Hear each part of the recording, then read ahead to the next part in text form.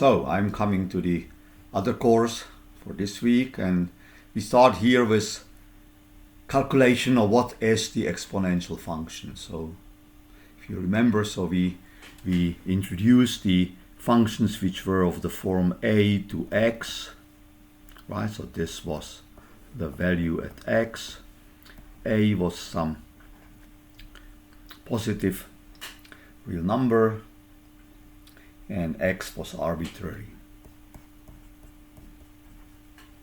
right?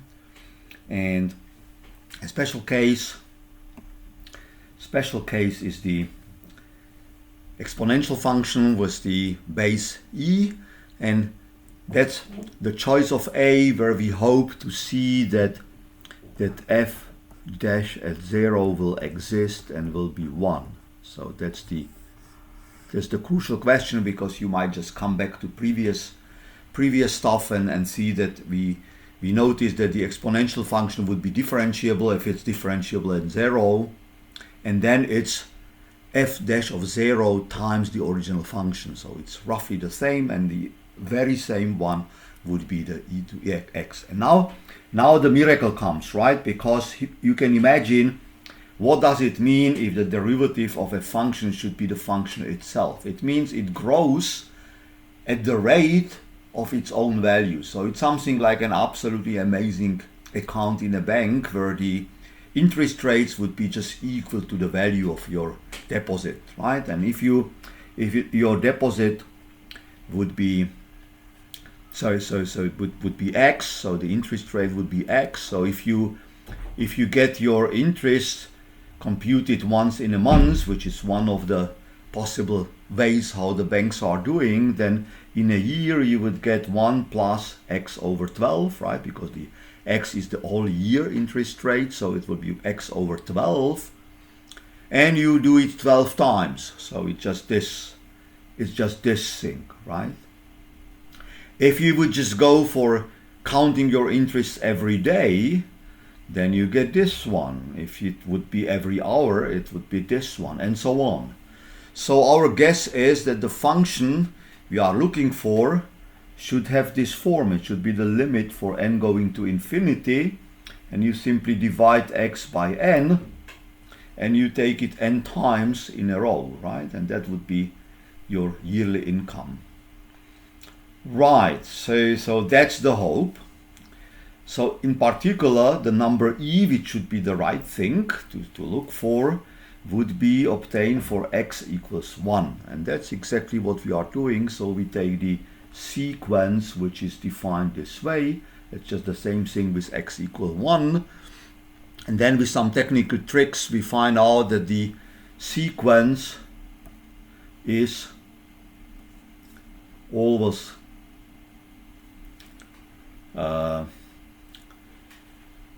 so it's bigger than 1, the ratio, so it's always increasing. And at the same time you can find the bn's, which is the same as an's. We just take one more copied in the product here, and so bn will be always bigger than an, but we can show the similar way that bn's are decreasing. So we have got two sequences. One is always increasing, so if it's just this way, and the other one is always decreasing. And so the supremum of the increasing one must exist and is the limit. So the an has got the limit, and actually it's clear that the limit must be the same, right? Because the limit of bn is just limit of this guy, which is 1, plus the limit of times the limit of an. So that's clear. And so we really are allowed to take the number e to be this expression, right? So we are on the safe side. Now there is a tricky point, because of course then it means that e to x would be just the limit of an to x. But remember that we define the exponential functions, and in particular this one, by the initial value at 1 and the requirement that it behaves as a homomorphism between the addition and the multiplication, right? So f on addition is the multiple of the results, and it's the only continuous function with this property.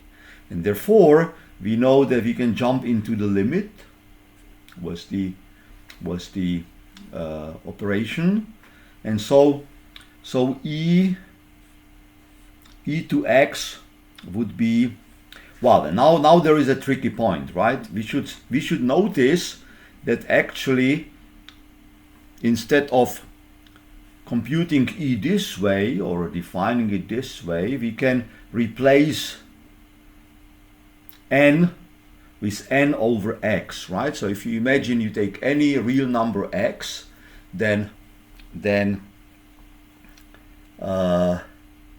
x over n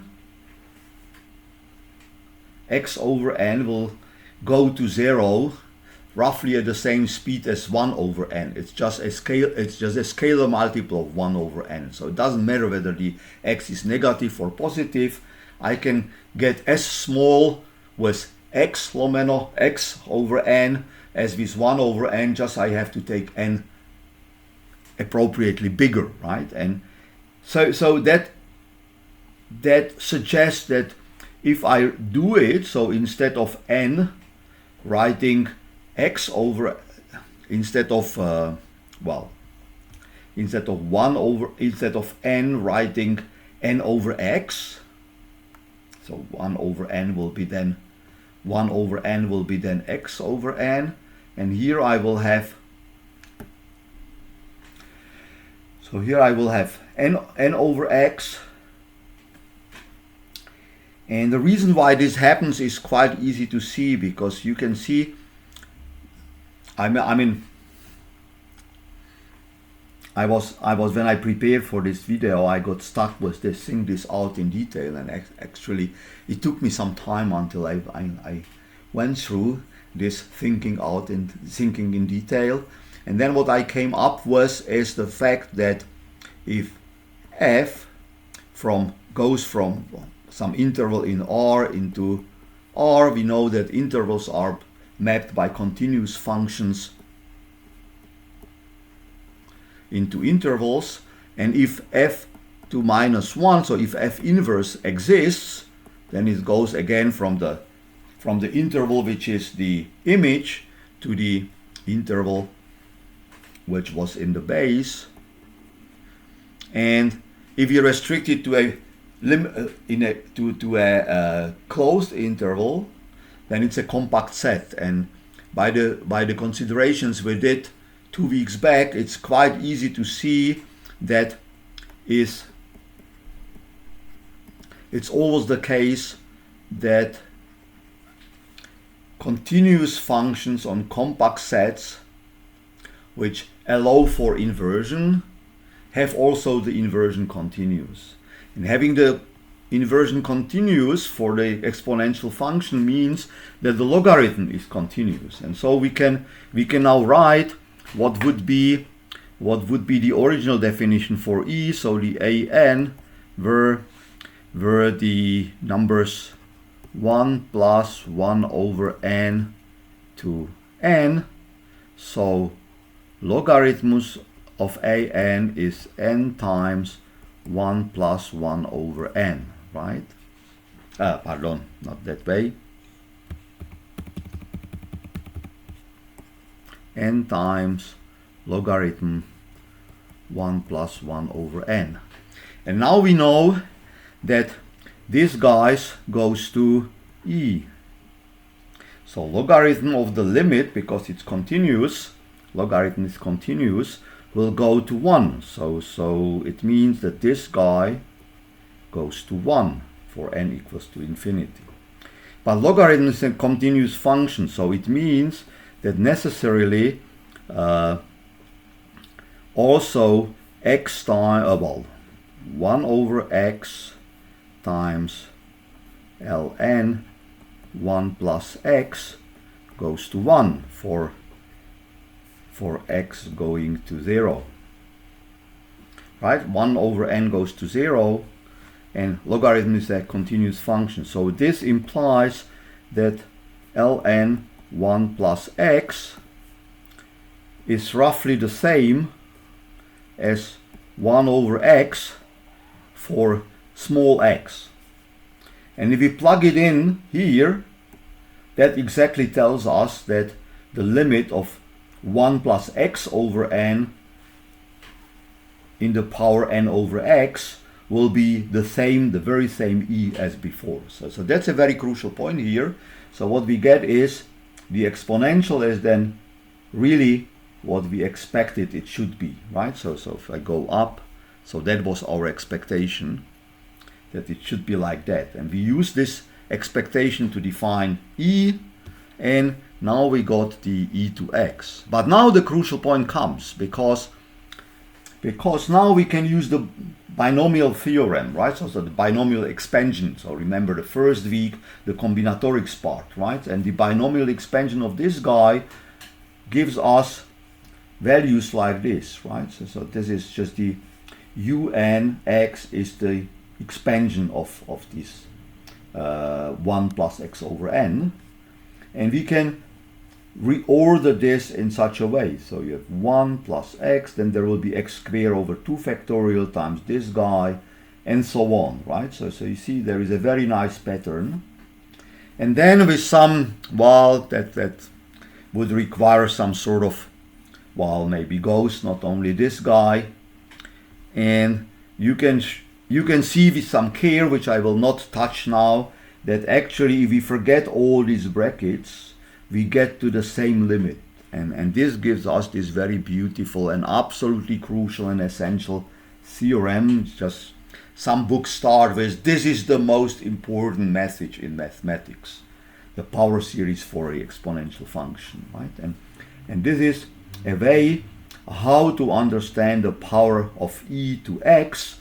And you see that you can write it as a sort of infinite polynomial, understood in such a way that it's a limit of the partial sums. So you always compute the sum of the first n plus 1 terms, and that will be the nth partial sum, and the limit exists and gives you e to x, and it works for all the x, right? And moreover, the function defined this way as a limit of the polynomials of this shape is differentiable at each point, and its derivative is what we hoped for, e to x again.